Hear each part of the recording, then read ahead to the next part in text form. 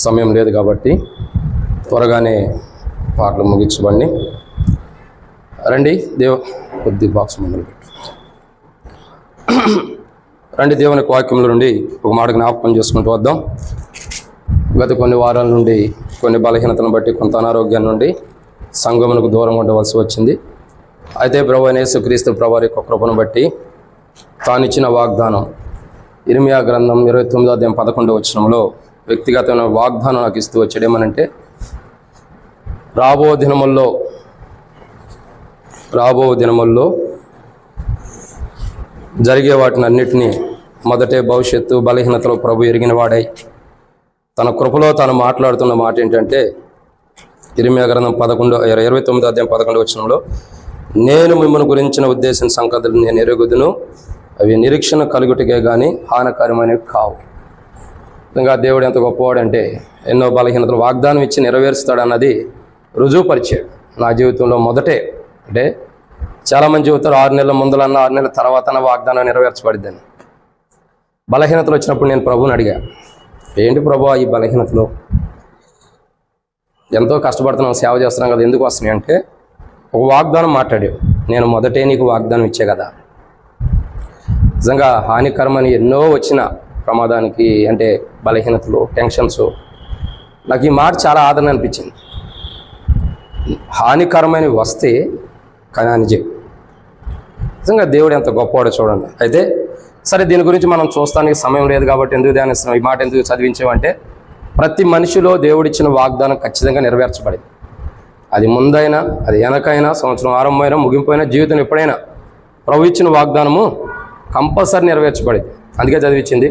కొందరు వాగ్దానాలు తీసుకున్న తర్వాత అయ్యో ఇదేం తిట్టుంది, అదేం తట్టుంది అనుకుంటావు. అనుకోవద్దు. నేను కూడా ఈ బలహీనతను బట్టి ఎందుకు ప్రభా నువ్వు తీసేసుకుంటేనే మంచిదని కూడా అనుకున్నాను. కానీ దేవుడు ఒక మాట మాట్లాడాడు, ఇవే తట్టుకోలేకపోతే నేను సిలువలో ఎన్ని తట్టుకున్నాను. సరే, ఇక దేవుడు మనం చేసిన వాటిని చూసుకుంటూ కూర్చుంటే మనం ఏడుస్తూ కూర్చుంటామే కానీ సంతోషం ఉండదు. కాబట్టి ఒక మాట జ్ఞాపకం చేసుకున్నారండి.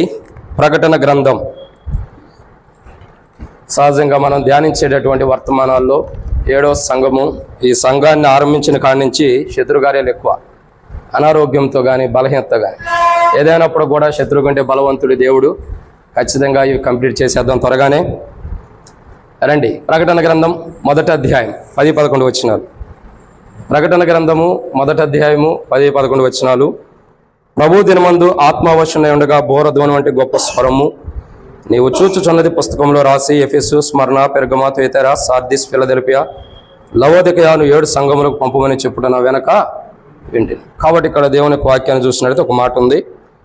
ఆయా సంఘాలకి ఆయా కోణాల్లో మరి దేవుడు ప్రభువైన యేసుక్రీస్తు ప్రభువారు యోహాను ద్వారా సెలవిస్తున్నటువంటి మాట ఏంటంటే ఆయా సంఘాలకి 7 ప్రాముఖ్యత కలిగినటువంటి ప్రాంతాల్లో ఉన్నటువంటి సంఘస్థులకి ఏమని బయలుపరుస్తున్నాడంటే దేవుడు ఆయా సంఘాలు ఎఫెసు కానీ, స్మరణ కానీ, పెర్గమ కానీ, థుయతైర కానీ, సార్దిస్ కానీ, ఫిలదెల్ఫియా, ఈ 6 సంఘముల్లో 6 కోణాల్లో బయలుపరుస్తూ వచ్చాడు. 7వ సంఘం ఏంటంటే లవోదికయ. సో లవోదికయ గురించి ఎన్ని వారాలు ధ్యానించే ఎవరికైనా గుర్తుందా? ఎన్ని వారాలు? 12 వారాలు. అంటే దాదాపు 3 నెలలు. ఇంకెన్ని నెలలు ఉంది? 3 నెలలు ఉంది. కానీ నాకు అంత టైం లేదు, కానీ త్వరగానే ముగిచ్చేస్తాను వీటిని కూడా క్లుప్తంగా. ప్రభు సమయం, ప్రభు చిత్తం. కాబట్టి ఇక్కడ ఒక మాట రాయబడుతుంది. ప్రకటన గ్రంథం 3వ అధ్యాయం 15వ వచనంలో ఒక మాట ఉంది. ఏమని రాయబడుతుందో చదవండి. ప్రకటన గ్రంథం 3వ అధ్యాయము. ప్రకటన గ్రంథము 3వ అధ్యాయము. నీ క్రియలను నేను ఎరుగుదును, నీవు చల్లగానైనను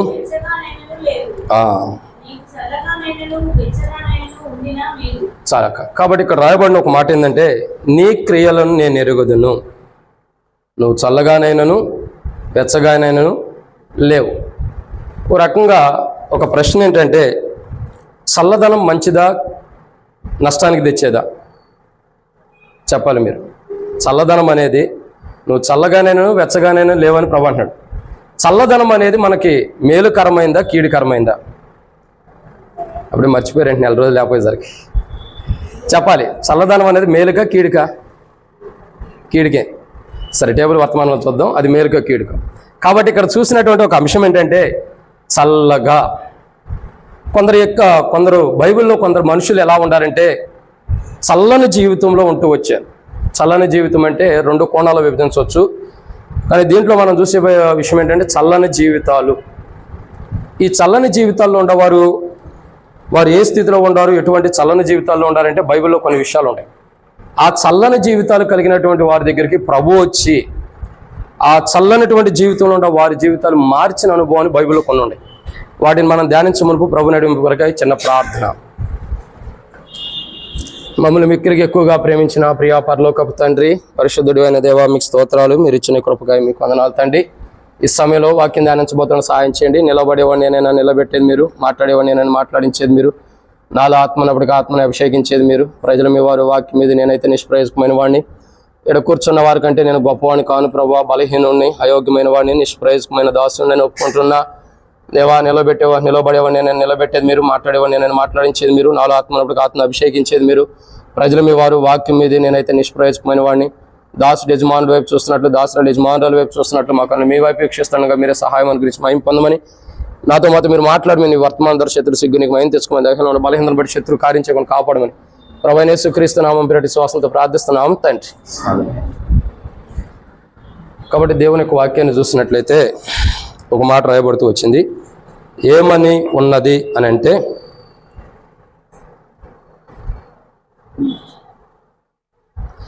నీవు చల్లగా నైనను అంటే అర్థం ఏంటి? చల్లగా. ఇక్కడ బైబిల్లో ఒక సన్నివేశాన్ని మనం చూసినట్లయితే కొందరు వ్యక్తులు చల్లని జీవితాన్ని జీవిస్తూ వస్తున్నారు. అంటే వారు ఒక రకంగా చెప్పాలంటే చల్లని జీవితం అంటే అన్నిటినీ పోగొట్టుకున్న అనుభవం ఉండాలి, కొంత పోగొట్టుకున్న అనుభవం ఉండారు. ఆ చల్లని జీవితాలు కలిగిన వారి దగ్గరికి ప్రభు వెళ్ళి వారి జీవితాలు మార్చారు. చల్లని జీవితంలో ఉన్నటువంటి లవోదికేక జీవితాన్ని కూడా ప్రభు ఒకప్పుడు ఉన్న లవోదిక జీవితాన్ని మార్చాడు, మరలా మార్చడానికి హెచ్చరిస్తున్నాడు, కానీ లవోదిక సరి చేసుకోవడానికి ఇష్టపడదు. అయితే ఇక్కడ ఒక మాట చూసినట్లయితే రండి, దేవుని యొక్క వాక్యంలో ఉండి ఒక మాట జ్ఞాపకం చేసుకుంటూ వద్దాం. ఆదికాండం 40వ అధ్యాయం.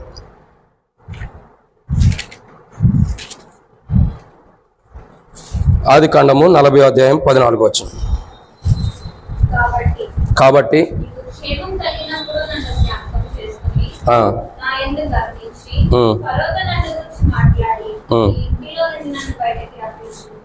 కాబట్టి ఇక్కడ దేవుని యొక్క వాక్యాన్ని చూసినట్టయితే ప్రియులారా ఒక మాట రాయబడుతూ వచ్చింది.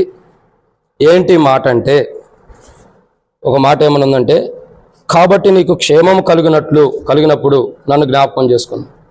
ఇక్కడ ఎవరు కనపడుతున్నారంటే యోసేపు యొక్క జీవితాన్ని మనం జ్ఞాపకం చేసుకుంటూ వస్తున్నాం. ఎవరు? యోసేపు. యోసేపు యొక్క జీవితం ఏంటంటే, యోసేపు అనే వ్యక్తి చల్లని జీవితంలో ఉన్నాడు. చల్లని జీవితం అంటే అర్థం ఏంటి? ఒక కోణంలో చెప్పాలంటే నిస్సహాయ స్థితిలో ఉన్నాడని అర్థం చేసుకోవాలి. ఎలా ఉన్నాడు? నిస్సహాయ స్థితిలో. ఈ యొక్క యోసేపు యొక్క జీవితము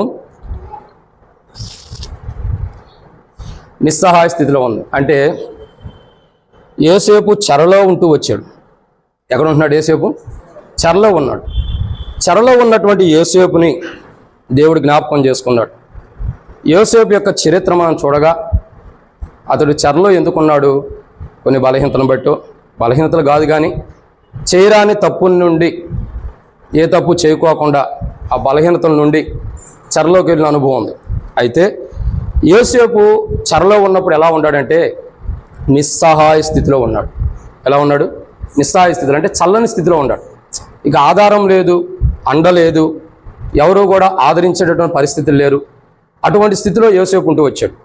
అయితే అటువంటి స్థితిలో ఉన్న యోసేపుకి దేవుడు ఏం జ్ఞాపకం చేసుకుంటూ వచ్చాడంటే, మా యోసేపు ఒక మాట చెబుతూ వస్తాడు. 41వ అధ్యాయంలో మనం చూసినట్లయితే ఒక మాట అంటాడు. 40వ అధ్యాయం 14వ వచనంలో యోసేపు అంటున్న మాట ఏంటంటే, ఒక మాట చదవండి. కాబట్టి నీకు క్షేమం కలిగినప్పుడు నన్ను జ్ఞాపకం చేసుకుని నా యందు కరుణించి ఫరో నన్ను గూర్చి మాట్లాడి ఈ ఇంటిలో నుండి నన్ను బయటికి రప్పించమని. అంటే యోసేపు చెబుతున్నాడు, ఇంట్లో నుండి నన్ను బయటికి రప్పించమని.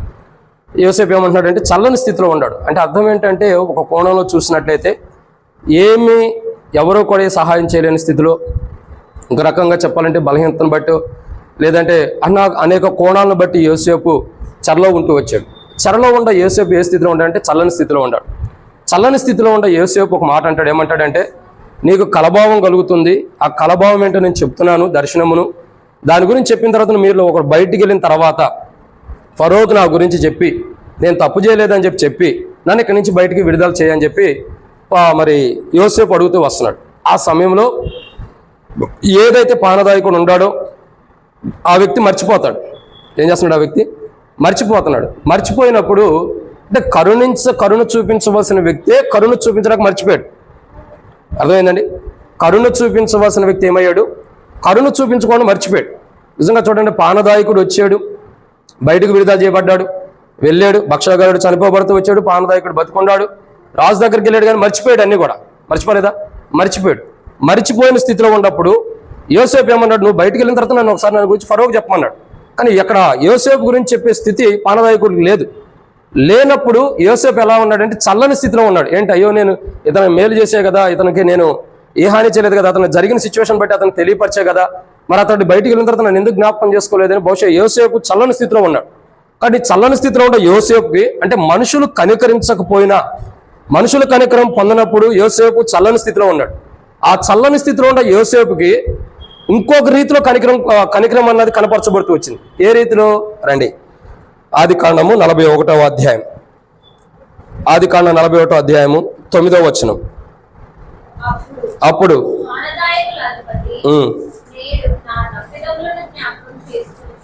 నేడు నా తప్పిదములను జ్ఞాపకం చేసుకొనొచ్చు. 14వ వచనం. ఫరో యోసేపును పిలిపింపుమనెను, కాబట్టి చెరసాల్లో నుండి అతడు త్వరగా రప్పించిరి. అతడు క్షారము చేయించుకొని మంచి బట్టలు కట్టుకొని ఫరో యొద్దకు. ఎలా సాధ్యమైంది? చల్లని స్థితిలో ఉండే యోసేపు, నిజంగా చల్లని అనుభవం ఉండే యోసేపు దగ్గరికి ప్రభు అంటే మనుషులు కనికరిస్తారేమో నేను ఎదురు చూశాడు. మనుషులు ఎవరో కూడా కనికరించాల. చల్లని స్థితిలో ఉండే యోసేపు దగ్గరికి మనుషులు ఎవరో కూడా కనికరించినప్పుడు దేవుడే కనికరించడానికి ఇష్టపడ్డాడు. చల్లని స్థితిలో ఉండే యోసేపుని పానదాయకుడు కూడా మర్చిపోయినప్పటికీ దేవుడు మర్చిపోవాలి. ప్రభువైన యేసుక్రీస్తు ప్రభు వారి యొక్క కృప మన మీద కూడా అలాగే ఉంటుంది. ఒక్కొక్కసారి మనం మర్చిపోయిన స్థితిలో ఉండ, ఒక్కొక్కసారి మనం దేవునికి దూరంగా ఉండ, దేవుడైతే ఏ రోజు కూడా మనల్ని మర్చిపోడు. అదే ఇక్కడ రాయబడిన మాట. యోసేపు చెప్తూ వస్తాడు, పానదాయకుడు నన్ను జ్ఞాపకం చేసుకోమన్నాడు, కానీ పానదాయకుడు బయటికి వెళ్ళిపోయిన తర్వాత జ్ఞాపకం చేసుకోవాలా. కానీ ఒక సమయంలో దేవుడే పానదాయకుడికి జ్ఞాపకం తీసుకొచ్చాడు. ఏమని? ఇదిగో చెరసాల్లో యోసేపు ఉంటాడు కదా, కలభావాన్ని చెప్పగలుగుతున్నాడు కదా, దర్శనము జరిగిందా, ఏం జరుగుతుందో అని చెప్పగలుగుతున్నాడు కదా.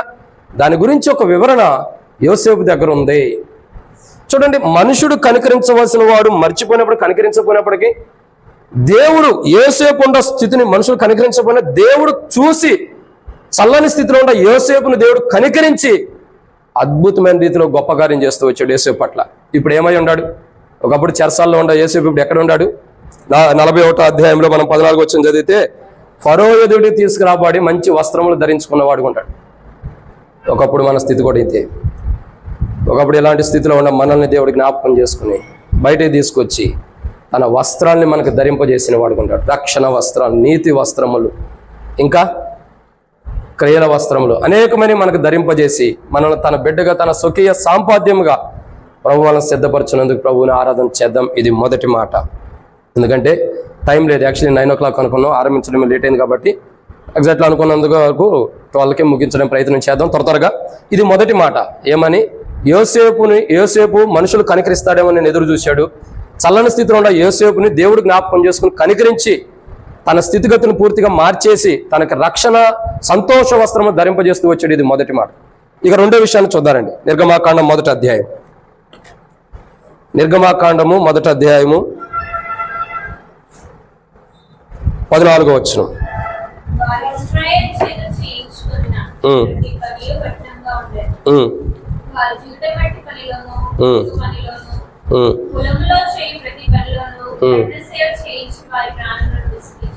చాలా కాబట్టి ఇక్కడ మనం మరొక మాట చూస్తూ వస్తున్నాం. ఏమన్నదంటే నిర్గమాకాండం 1వ అధ్యాయం 14వ వచనంలో మరొక కోణాన్ని చూస్తున్నాం. ఏంటి కోణము అని అంటే ఏం రాయబడుతూ వచ్చింది? ఇశ్రాయేలు ప్రజల గురించి 14వ వచనం చివరిలో చూసినట్టయితే ప్రాణములు విసికిరి అంట.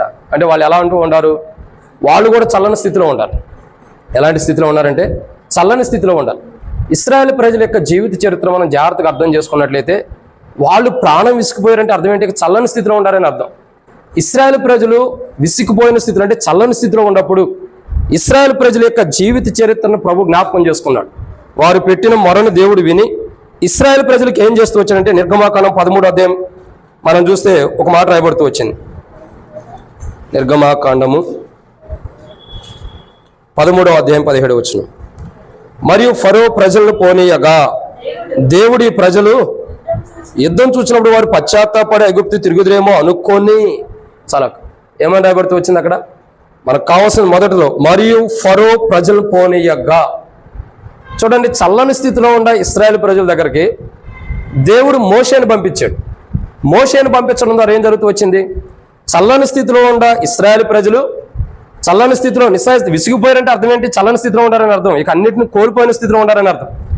అటువంటి స్థితిలో ఉన్న ఇశ్రాయేలు ప్రజల్ని దేవుడు జ్ఞాపకం చేసుకుని ఏం చేస్తూ వచ్చాడు? మోషే ద్వారా ప్రజలను బయట తీసుకొస్తూ వచ్చాడు. నిజంగా ఇది ఎంత గొప్ప కార్యం ఆలోచించండి. ఇసుకుపోయిన వారు అంటే చల్లని స్థితిలో ఉన్న ఇశ్రాయేలు ప్రజలను దేవుడు జ్ఞాపకం చేసుకుని బయటికి తీసుకొచ్చాడంటే దేవుని గొప్ప కార్యం ఎంత అమోఘమైనదో, ఎంత ఆశ్చర్యకరమైనదో. నిజంగా ఈరోజు మన జీవితాల్లో కూడా ఇశ్రాయేలు ప్రజలు ఎటువంటి స్థితిలో ఉండ, విసిగిపోయిన స్థితిలో ఉండే ఇశ్రాయేలు ప్రజల్ని, చల్లని స్థితిలో ఉండే ఇశ్రాయేలు ప్రజల్ని ఎట్లా బయట తీసుకొచ్చాడు, మన జీవితాల్లో కూడా విసిగిపోయి లోకంతో పాపంతో విసిగిపోయిన మన జీవితాన్ని జ్ఞాపకం చేసుకుని మనల్ని కూడా చల్లని స్థితిలో ఉన్న మనల్ని కూడా వెలుపడకు తీసుకొచ్చాడు దేవుడు.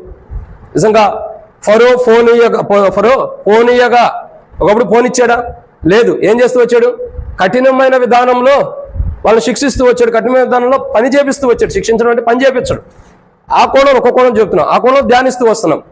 కాబట్టి అటువంటి స్థితిలో ఉండే ఇశ్రాయేలు ప్రజలు ఇప్పుడు ఏం చేస్తున్నారు?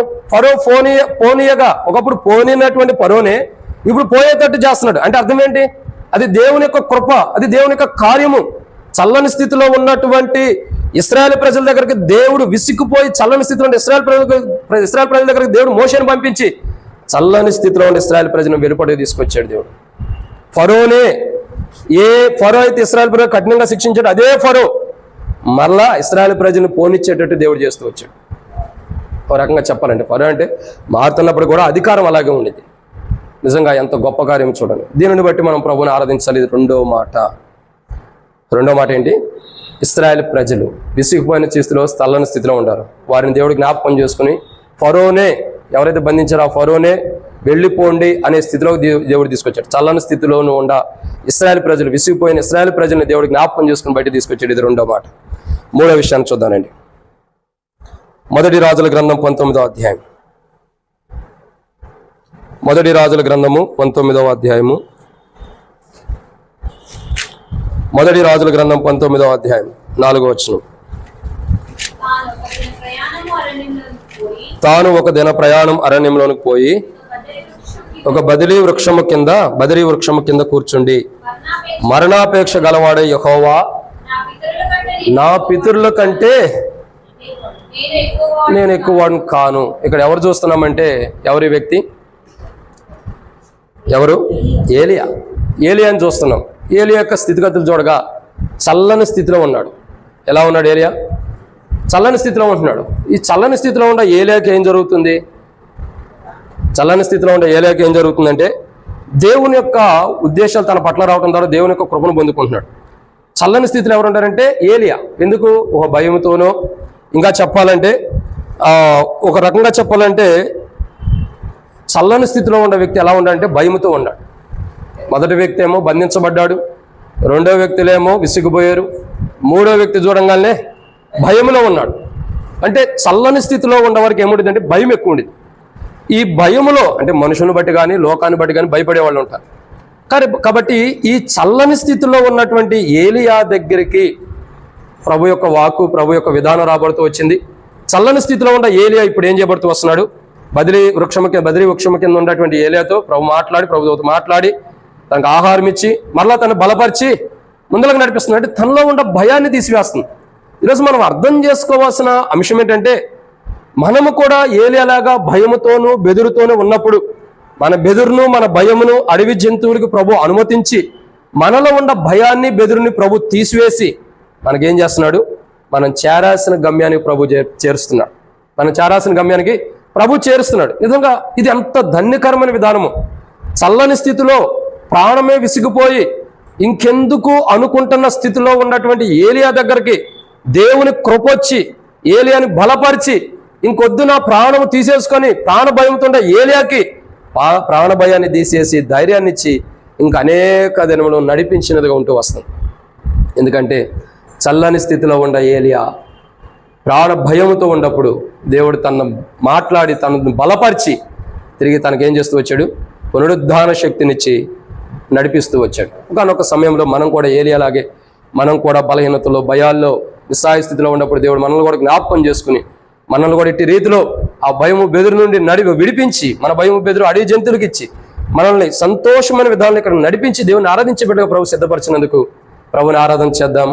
ఇది 3వ మాట.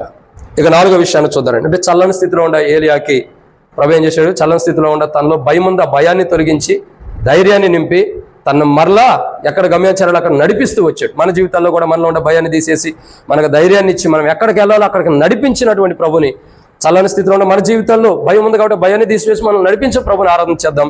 ఇది 3వ మాట. ఇక 4వ విషయాన్ని చూద్దారండి. 4వ కోణాన్ని చూసినట్లయితే రూతు గ్రంథము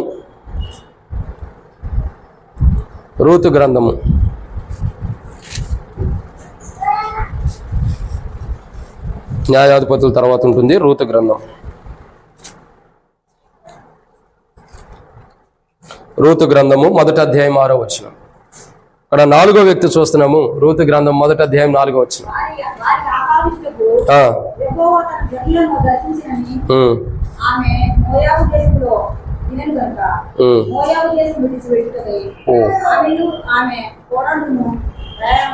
చాలా మరొక విషయాన్ని చూస్తున్నాం. ఎవరి వ్యక్తి అంటే ఎన్నో మాట ఇది? 4వదిగా. మరొక వ్యక్తి ఎవరంటే నయోమి. ఎవరుంటారు? నయోమి యొక్క స్థితిగతులు మనం చూడగా ఎక్కడుంది? మోయాబు దేశంలో ఉంది. మోయాబు దేశంలో నయోమి ఉన్నప్పుడు ఎలా ఉంది? భర్తను కోల్పోయింది, ఇద్దరు కుమారులను కోల్పోయింది, అంతటిని కోల్పోయి బాధల్లో ఉంది. ఎలా ఉంది? బాధల్లో ఉన్నటువంటి నయోమిని దేవుడు జ్ఞాపకం చేసుకుంటూ వచ్చాడు. చల్లని స్థితిలో ఉంది. ఒక రకంగా చెప్పాలంటే చల్లని స్థితి అంటే బాధల్లో ఉందని అర్థం. ఈ నయోమి బాధల్లో ఉన్నప్పుడు నయోమి ఏం చేస్తుంది? బాధ. ఇద్దరు కొడుకులు చనిపోయారు, భర్త చనిపోయాడు, ఎంత బాధ ఉండిద్ది అర్థం చేసుకోండి. ఇంత చల్లని స్థితిలో ఉన్న నయోమికి దేవుడు ఏం చేస్తూ వచ్చాడంటే 4వ అధ్యాయము 13-14 వచ్చిన రూతు గ్రంథం. కాబట్టి బోయోజు రూతుని పెండ్లి చేసుకుని ఆమె వద్దకు పోయినప్పుడు యెహోవా ఆమె గర్భవతి అగినట్లు అనుగ్రహించను గనక ఆమె కుమారుని కనెను. అప్పుడు స్త్రీలు, ఈ దినమున నీకు బంధువుడు లేకుండా చెయ్యని యెహోవా స్తుతినందును గాక, ఆయన నామం ఇశ్రాయేల్లో ప్రకటింపబడును గాక. కాబట్టి ఒకప్పుడు నిస్సాయి స్థితిలో ఉంది. దేవుని స్తుతించేటటువంటి అనుభవం కూడా లేదు. నయోమి ఎలా ఉంది? దేవుని స్తుతించే అనుభవం కూడా నయోమిలో లేదు. ఎంతో బాధ, ఎంతో దుఃఖం. సొంత కొడుకు కానీ కొడుకులిద్దరూ భర్త చనిపోయిన స్థితిలో ఉన్నారు. అటువంటి స్థితిలో ఉన్నప్పుడు నయోమి ఏం చేస్తూ వచ్చింది? నయోమి ఏం చేస్తుందంటే ఇక బెత్లెహేముకి వెళ్దామని బెత్లెహేముకి వచ్చింది. బెత్లెహేముకి వచ్చినప్పుడు అందరూ అంటున్నారు నయోమి అని. ఒక మాట అంటుంది, నన్ను నయోమి అనొద్దు, మారా అని అంటుంది. అంటే నయోమి అంటే అర్థం ఏంటి? మధురమైనది. మారా అంటే అర్థం ఏంటి? కాబట్టి నా స్థితిగతులు ఇలా ఉండే నాకు చేదైన అనుభవం ఉంది కాబట్టి ఈ చేదైన అనుభవం నుండి నన్ను దేవుడు మరి ఇట్లా చేదైన అనుభవం నడిపించాడని నేను అనుకుంటున్నాను అన్న కోణంలో మరి నయోమి ఉంది. చేదు అనుభవంలో చల్లని జీవితం. ఈ చల్లని జీవితంలో చేదు అనుభవాన్ని అనుభవిస్తున్నటువంటి నయోమి దగ్గరికి దేవుని యొక్క కృప వచ్చి, దేవుని యొక్క కృప రావడం ద్వారా బోయాజు దగ్గరకు వచ్చాడు. బోయాజు రూతుకి వివాహం చేయబడుతూ వచ్చింది. రూతు ద్వారా అనేక ఒక గర్భఫలం మరి యెషయా అనేటువంటి వ్యక్తి రాబడుతూ వచ్చాడు. అతని ద్వారా దావీదు యొక్క సంతానం ఇవన్నీ కూడా రాబడుతూ వచ్చినాయి. ఎందుకు ఈ మాట ధ్యానిస్తున్నామంటే నయోమి చల్లని స్థితిలో ఉంది. అన్నిటిని పోగొట్టుకుని, భర్తని పిల్లల్ని పోగొట్టుకుని చల్లని స్థితిలో ఉంది. అటువంటి స్థితిలో ఉన్న నయోమికి దేవుడు విడిచిపెట్ల. తన చల్లని స్థితిని దేవుడు చూసి నయోమిని ఏం చేశాడంటే రూతును వెంబడి పెట్టుకుని వస్తుంది. వచ్చిన తర్వాత బోయాజు యొక్క అనుభవంలోకి వచ్చారు.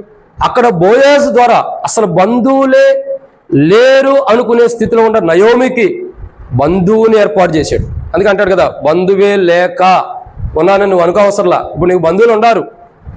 అర్థం చేసుకోవాల్సిన విషయం ఏంటంటే మన బంధువులందరూ మనల్ని వెలివేసిన, మన కుటుంబీకులు, రక్త సంబంధికులు, బంధువులు అందరూ మనల్ని వెలివేసిన, మనల్ని వెలివేయని వారు ఎవరంటే ప్రభువైన యేసుక్రీస్తు ప్రభువు. మన ఆత్మీయ బంధువులు ఎవరంటే సంఘమే. వాళ్ళే అన్నలు, వాళ్ళే తమ్ముళ్ళు, వాళ్ళే అక్కలు, వాళ్ళే తండ్రులు, వాళ్ళే తల్లులు, అంతా కూడా మనం అందరం ఇప్పుడు సంఘముగా మనకంటూ ఒక బంధువులుగా సమకూర్చబడ్డామంటే అది దేవుని కృపే. నిజంగా నయోమిలాగా చేదు అనుభవాలు ఉన్న మన జీవితాల్లో, చేదు అనుభవాలు ఉండే చల్లని స్థితిలో ఉన్న మనల్ని దేవుడు జ్ఞాపకం చేసుకుని ఆ చల్లని స్థితి నుండి, ఆ చేదు అనుభవం నుండి దేవుడు తప్పించి ఒక శ్రేష్టకరమైన సంతోషకరమైన అనుభవంలోకి ప్రభు మనల్ని నడిపించినందుకై చల్లని స్థితిలో ఉన్న నయోమిని దేవుడు అట్లా మార్చాడు. చేదు అనుభవం ఉన్న నయోమిని అలా మారుస్తూ వచ్చాడు. లవోదిక సంఘం కూడా చేదు అనుభవం ఉంది. చేదు అనుభవం ఉండ ఒకప్పుడు చేదు అనుభవం ఉండ లవోదికని ప్రభు మార్చి మధురమైన విధానంలో తీసుకొచ్చాడు, సంతోషాన్ని అనుగ్రహిస్తూ వచ్చాడు. కాబట్టి అదే రీతిలో లవోదికే కాదు, మన జీవితాల్లో కూడా చేదు అనుభవం ఉండ మనల్ని కూడా ప్రభు మార్చి, నయోమిలాగా చేదు అనుభవం ఉండ మనల్ని మార్చి మధురమైన అనుభవంలో బోయాజు అంటే ప్రభు యేసు, పరలోక బోయాజు ఎవరంటే ప్రభు యేసు క్రీస్తు ప్రభు, యేసు క్రీస్తు ప్రభు వారి ద్వారా మనల్ని తన దగ్గరికి చేర్చుకున్నటువంటి ప్రభుని ఆరాధన చేద్దాం. ఇది ఎన్నో మాట 4. ఇక 5వ విషయాన్ని చూసినట్టయితే మొదటి సమూయేలు గ్రంథం 1వ అధ్యాయం 8వ వచనం. మొదటి సమూయేలు గ్రంథం 1వ అధ్యాయం 8వ వచనం. ఆమె పెనిమిటైన ఎల్కానా, అన్నా నీవెందుకు ఏడ్చుచున్నావు? నీవు భోజనం మానుటేలా? నీకు మనోవిచారం ఎందుకు కలిగినది? 10 మంది కుమారుల కంటే నేను నీకు విశేషమైన వాడును కానా అని ఆమెతో చెప్పుచూ వచ్చాను. ఇక్కడ మరొక వ్యక్తిని చూస్తున్నాం. ఎవరి వ్యక్తి? హన్నా. ఎవరు? హన్నా. ఈ హన్నా యొక్క జీవిత చరిత్ర మనం చూసినట్లయితే ఈమెకు గర్భం లేదు. గర్భం లేదంటే క్షమించండి, గర్భఫలం లేదు, పిల్లలు లేరు. మరి ఈమె స్థితి ఎలా ఉంది? అసలు దేవుని సన్నిధిలో భోజనం కూడా చేసే అనుభవం కూడా లేదు. ఆ యొక్క విధానంలో చూసినట్లయితే భోజనం చేసే అనుభవం కూడా లేదు అన్నలో. ఎందుకంటే తనలో ఉన్న బాధ అలా ఉంది, తనలో ఉన్న వేదన అలా ఉంది, తనలో ఉన్నటువంటి దుఃఖము లోపల మనోవేదన అలా ఉంటూ వచ్చింది. అలాంటి స్థితిలో ఉన్నటువంటి హన్నా అంటే ఒక రకంగా చెప్పాలంటే చల్లని స్థితిలో ఉంది. వీళ్ళందరి గురించి మనం చూస్తున్నాం. మొదట ఎవరి గురించి చూసాము? మొదట యోసేపు గురించి. రెండో వ్యక్తి ఎవరు? ఇశ్రాయేలు ప్రజలు. మూడోది ఎవరు?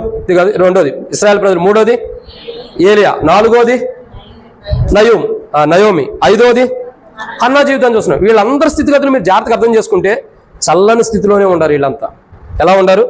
చల్లని స్థితిలో. అంటే అన్నిటిని పోగొట్టుకుని అంతా నష్టపోయి, లేదంటే నిస్సహాయ స్థితిలో, ఏం చేయలేని స్థితిలో ఉండారు. ఇటువంటి స్థితిలో ఉన్న ప్రజల దగ్గరికి దేవుని యొక్క కృప రావటం ద్వారా మరలా తిరిగి వారిలో నూతన జీవం అన్నది రాబడుతూ వచ్చింది. ఈ లవోదిక యొక్క సంఘ చరిత్ర కూడా అదే. హన్నా యొక్క జీవితాన్ని చూసినట్లయితే మొదటి అధ్యాయము మనం చూసిన 8వ వచనంలో హన్నా చరిత్ర చూస్తున్నాం. మొదటి అధ్యాయం చివరిలో 26-27 వచనాల్లో నా ఏలిన వాడా, నా ఏలిన ప్రాణం తోడు అని మాట్లాడుతూ వస్తుంది. ఒకప్పుడు ఇచ్చిన బిడ్డని మరలా ఏం చేస్తూ వస్తుంది? దేవునికి అనుగ్రహించే విధానంలో వచ్చింది. కాబట్టి అట్టే విధానాన్ని మనం జ్ఞాపకం చేసుకుని ప్రభుని ఆరాధన చేద్దాం. మన జీవితాల్లో కూడా చల్లని స్థితిలో ఉన్న మనల్ని కూడా ప్రభు మార్చి ఒక కొత్త అనుభవం ప్రభు తీసుకొచ్చాడు. చల్లని అనుభవాన్ని ప్రభు తీసివేశాడు. అన్న యొక్క జీవితంలో చల్లని స్థితిని ప్రభు మార్చి అట్లా నూతనమైన అనుభవంలో తీసుకొచ్చాడు. అట్టి అనుభవం ప్రభు మనల్ని కూడా తీసుకొచ్చినందుకు ప్రభుని ఆరాధన చేద్దాం. ఇంకో మాట ఇక్కడ రాయబడింది. యోహాను సువార్త చదవండి. యోహాను సువార్త 5వ అధ్యాయం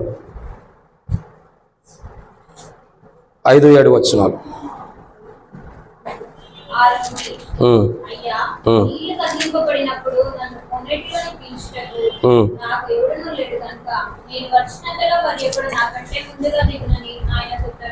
చాలా. కాబట్టి ఇక్కడ 6వ వ్యక్తి ఎవరంటే వ్యాధి కలిగిన వ్యక్తి. ఈ వ్యక్తి యొక్క జీవితాన్ని చూసినట్లయితే మొదటి యోహాను సువార్త 5వ అధ్యాయం 5వ వచనంలో 30 ఏండ్ల నుండి వ్యాధి కలిగి ఉన్నాడు. 7వ వచనానికి వచ్చేసేసరికి ఆ రోగి, అయ్యా నీళ్లు కదిలింపబడినప్పుడు నన్ను కోనేట్లోనికి దించుటకు నాకు ఎవ్వడనూ లేడు.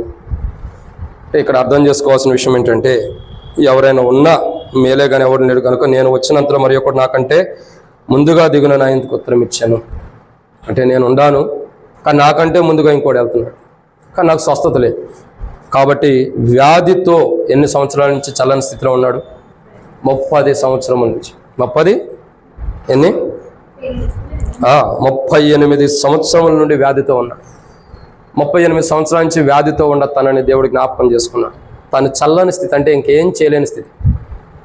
ఆ యొక్క నీటిలో కోనేటిలో దేవదూత వచ్చి పులకరిస్తుంది, నీళ్ళు కదిలిస్తుంది.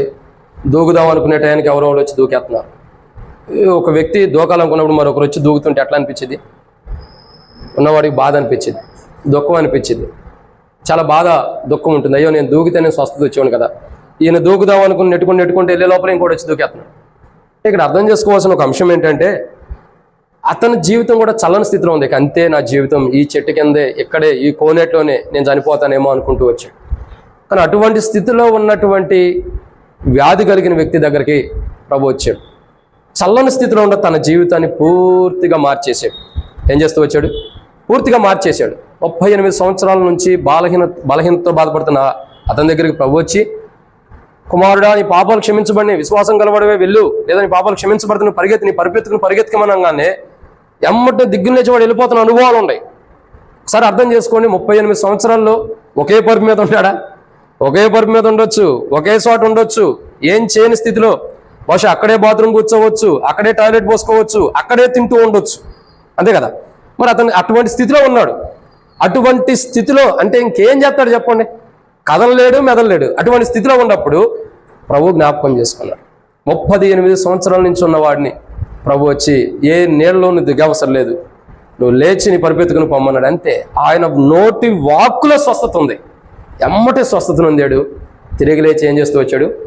బయలుదేరి తన గృహానికి పరిపెత్తుకుని పారిపోయిన అనుభవాలు చూస్తున్నాం. పరిగెత్తున అనుభవం. ఎందుకు ఈ అనుభవాలన్నీ చెప్తున్నాం అంటే చల్లని స్థితిలో ఉన్నాడు. ఎవ్వరూ కూడా లేరు. బహుశా కుటుంబీకులు బంధువులు ఎవరైనా తనతో ఉంటే గబకనే నెట్టగలుగుతారు. వాళ్ళు లేరు. ఈ దేవదూత వచ్చి ఎప్పుడు పులకరించిందో, ఎప్పుడు నువ్వు పడతావో మాకెందుకు ఇప్పుడు దాకా వాళ్ళు కూడా వెళ్ళిపోయారు. అందరు వెళ్ళిపోయినా ఒక్కడే ఉన్నాడు. కానీ దేవుడు విడిచిపెట్టలా. తన ఒంటరి జీవితాన్ని దేవుడు జ్ఞాపకం చేసుకుని, తనకున్న వ్యాధిని దేవుడు జ్ఞాపకం చేసుకుని, తనకున్న బలహీనతను దేవుడు జ్ఞాపకం చేసుకుని, తను ఏ బలహీనత ఏ అనారోగ్యంతో బాధపడుతున్నాడు అది జ్ఞాపకం చేసుకుని తన స్థితిగతుల్ని పూర్తిగా మార్చేసాడు. దేవుడు పూర్తిగా తన స్థితిగతులు మార్చేసాడు. పరిపెత్తుకుని పరిగెత్తున్నారు కొంతమంది నడవమంటే నడుస్తున్నారు. ఎందుకని? ప్రభు యొక్క కృపది. చల్లని జీవితాలు కలిగిన వారు. లవోదికయ కూడా ఇటువంటి వ్యాధులతో బలహీనతలో ఉన్నప్పుడు దేవుడు జ్ఞాపకం చేసుకుని, పాపం అనే వ్యాధితో ఉన్నప్పుడు వారిని దేవుడు ముట్టి వారిలో ఉన్న పాప వ్యాధిని తీసివేసి వారిని పరిశుద్ధులుగా చేస్తూ వచ్చాడు. అటువంటి లవోదికయలో అనుభవంలోకి మనల్ని కూడా తీసుకొచ్చి మనకున్న వ్యాధులు బలహీనతలు ప్రభు తొలగిస్తూ ఇంకా తొలగించేవాడు గుండి మన పట్ల గొప్ప కార్యాలు చేసినటువంటి ప్రభుని మనం ఆరాధన చేద్దాం. ఇది 6వ మాట. చల్లని స్థితిలో ఎవరుండారు? వ్యాధి కలిగిన వ్యక్తి. చల్లని స్థితిలో ఉన్న తన్నే ప్రభు జ్ఞాపకం చేసుకుని తన చల్లని స్థితిని ప్రభు మార్చి ఒక ఉన్నతమైన స్థితిలో తీసుకొచ్చాడు. తిరిగి తన పరిగెత్తుకుని ఇంటికి వెళ్ళి సంతోషాన్ని అనుభవించే జీవితాన్ని తనకు అనుగ్రహిస్తూ వచ్చాడు. మన జీవితాల్లో కూడా వ్యాధులు బలహీనత ఉన్నప్పుడు ప్రభు మనతో మాట్లాడి వాక్య విలువలు మనతో మాట్లాడి, మన వ్యక్తిగతంగా మనతో మాట్లాడి, మనలో ఉన్న బలహీనతల విషయమే, అనారోగ్య విషయమే ప్రభు మాట్లాడి, మనలో ఉన్న అనారోగ్యాలు బలహీనత తీసివేసి మనకు సంతోషాన్ని ఇచ్చిన ప్రభుని ఆరాధన చేద్దాం. ఇది 6వ మాట. ఇక 7వ విషయం ఏంటంటే యోహాను సువార్త 11వ అధ్యాయం 39వ వచనం. యోహాను సువార్త 11వ అధ్యాయం 39వ వచనం. యేసు రాయి తీసివేయడని చెప్పగా చనిపోయిన వాని సహోదరి అయిన మార్త, ప్రభువా అతడు చనిపోయి 4 దినములైనది గనుక ఇప్పటికీ వాసన కొట్టునని. ఇక్కడ రాయబడిన మరొక మాట ఏంటంటే ఇప్పటికీ వాసన కొట్టింది. ఎందుకంటే 4 దినాలు అయిపోయింది అతను చనిపోయి. మరి ఇప్పుడు ఎందుకు ప్రభువా? చనిపోయాడు కదా, చనిపోయిన వ్యక్తి దగ్గరికి ఇంకెందుకు, వద్దులే అని చెప్పి అంటుంది. ఎవరు అంటున్నారు? మార్త. ఇంకెందుకులే ప్రభు చనిపోయిన వ్యక్తి దగ్గరికి ఎందుకు అంటే 40వ వచనంలో ప్రభు అంటాడు, అందుకు యేసు నీవు నమ్మిన ఎడల దేవుని మహిమను చూతువని నేను నీతో చెప్పలేదా? నిజంగా చూడండి, చల్లని స్థితిలో సహోదరి ఉంది, చనిపోయిన స్థితిలో లాజరు ఉన్నాడు. ఇద్దరు స్థితిగతులు ఎలా ఉన్నాయి? చల్లని స్థితిలోనే ఉన్నారు. అంటే చల్లని స్థితి అంటే దీనికి అర్థం ఏంటంటే నిస్సాయ స్థితిలో అన్నిటిని పోగొట్టుకున్నవారని అర్థం. అటువంటి మనం చూసే కోణం అది. అటువంటి స్థితిలో ఉంటూ వచ్చే అటువంటి చల్లని స్థితిలో ఉన్న మార్త వచ్చి అంటుంది ప్రభు దగ్గరికి, అయ్యా వద్దులే, ఎందుకు 4 రోజులు అవుతుంది, చనిపోయాడు కదా, మళ్ళీ ఇప్పుడు తీస్తే కంపు కొట్టిద్ది, ఈ చుట్టుపక్కల ఉన్న వారందరూ కూడా వెళ్ళిపోతారు, వద్దులే ప్రభు అన్న కోణంలో మాట్లాడుతుంది. ఆ ప్రభు అన్నాడు, నీవు నమ్మిన ఎడల దేవుని మహిమను చూస్తావు. ఇది ప్రాముఖ్యత. మనం నిజంగా దేవుని కార్యాలు నమ్మినప్పుడు దేవుడు మన పట్ల చేసే కార్యాలు మనం చూడగలుగుతాం. అట్లా లవోదికయ చూడగలిగింది. లవోదికయ దేవుని నమ్మింది. ఒకప్పుడు లవోదికయ సంఘస్థులందరూ కూడా దేవుని నమ్మారు. అక్కడ ఉన్న సంఘం అంతా కూడా పూర్తిగా ప్రభు యొక్క కార్యాల మీద నమ్మకం ఉంచారు. ప్రభు కార్యం చేయగలడని నమ్మారు. కాబట్టి ఆ చల్లని జీవితాల్లో ఉన్న వారి జీవితాలని ప్రభు మార్చి అద్భుతమైన రీతిలో లవోదిక పేరు బైబిల్లో కూడా లిఖించబట్టడానికి దేవుడు ఇష్టపడుతూ వచ్చాడు. నిజంగా ఎంత గొప్ప ధన్యతలో చూడండి, ఎంత గొప్ప ఆధిక్యతలోకి లవోదిక వచ్చింది. ఈరోజు మన జీవితాలు అర్థం చేసుకున్నట్లయితే చల్లని స్థితిలో ఉన్న మనకి, నిస్సహాయ స్థితిలో ఉన్న మన దగ్గరికి ప్రభు వచ్చి, ప్రభు వాక్యం వచ్చి, ప్రభు మాటలు వచ్చి, ప్రభు మనల్ని దర్శించి నీవు నమ్మినేలా దేవుని మహిమను చూస్తావు అన్నప్పుడు మనం దేవుని వాక్యాన్ని నమ్మటం ద్వారా, దేవుని వాక్యం మీద నమ్మకం ఉంచడం ద్వారా దుష్టుని కార్యాలు, శత్రు కార్యాలు మన హృదయం, మన దేహంలో జరక్కోకుండా దేవుడు ఆపి, దేహంలో ప్రతి బలహీనత నుండి కూడా ప్రభు విడుదలిచ్చి, దేహంలో ఉన్న ప్రతి పాపం నుండి విడుదలిచ్చి, ప్రతి అపవిత్రం నుండి ప్రభు తీసివేసి మనం తనను ఆరాధించేవారుగా, తను స్తుతించేవారుగా, తను గణపరిచేవారుగా ప్రభు సిద్ధపరిచినందుకు ప్రభుని ఆరాధన చేద్దాం. దేవుని మహిమని మనం చూసాం. ఈరోజు మన జీవితాల్లో, చల్లని స్థితిలో ఉన్న మన జీవితాల్లో, పాపమును బట్టి చనిపోయిన స్థితిలో ఉన్న మన జీవితాల్లో, మన కుటుంబీకులందరూ కూడా ఎందుకులే ప్రభా వాడు పాపంలో పడిపోయాడు, వాడు అట్టాగుంటాడు అనుకున్న స్థితిలో ఉన్నప్పుడు దేవుడు మనల్ని విడిచిపెట్టుకోకుండా మార్తాలాగా మన కుటుంబీకులందరికీ అతనంతే మారడు అన్న స్థితిలో ఉన్నప్పుడు, అతని జీవితం మారదు, అతని ప్రవర్తన మారదు అన్న స్థితిలో ఉన్నప్పుడు ప్రభు యేసుక్రీస్తు ప్రభు వారు మనల్ని చూసి, మన కుటుంబీకులే మనం మారమన్నప్పుడు ఆయన మనల్ని చూసి మన జీవితాన్ని పూర్తిగా మార్చేసాడు. అర్థమవుతుందండి? అందరూ మన మార్తా కానీ ఎందుకు ప్రభువా అన్నట్లు మన గురించి కూడా అందరూ అనుకోవచ్చు, ఇక వాడు మారడు, వాడి జీవితం అంతేనండి, ఆమె మారదు, ఆమె జీవితం అలాగే ఉంటుందని అందరూ అనుకోవచ్చు. కానీ ప్రభు అయిన యేసుక్రీస్తు ప్రభు వారు చల్లని జీవితాల్లో ఉన్న మన దగ్గరకు ప్రభు వచ్చి మన జీవితాన్ని పూర్తిగా మార్చేశాడు. మనలో ఒక నమ్మకాన్ని తీసుకొచ్చాడు, మనలో ఒక నమ్మకత్వాన్ని అనుగ్రహిస్తూ వచ్చాడు. ఒకరోజు ఈ లోకం విడిచిన, ఒకరోజు ఈ లోకం నుండి వెళ్ళిపోయినా నిత్యత్వంలో ప్రభు రాజ్యంలో పరలోక రాజ్యం ఉంటామన్న శుభప్రదమైన నిరీక్షణ మనకు అనుగ్రహిస్తూ వచ్చాడు.